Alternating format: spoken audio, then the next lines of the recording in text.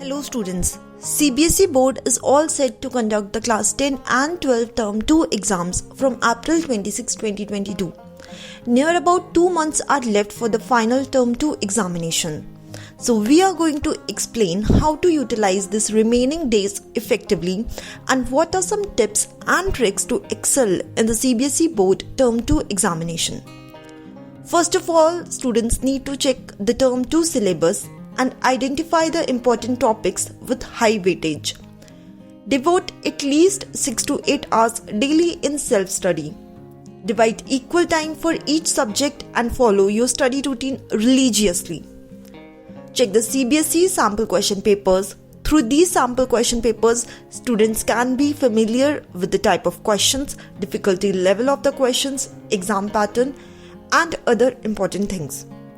Thereafter, solve the sample question papers within the stipulated time in an exam-like environment. This is an effective way to analyze the preparation level.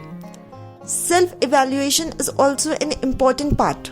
Know the weak areas and the topics which are not prepared well. Then do more focus on such topics. In the last few days, revise every topic and practice with sample question papers on a regular basis to strengthen the topics. Hope you will find this video useful.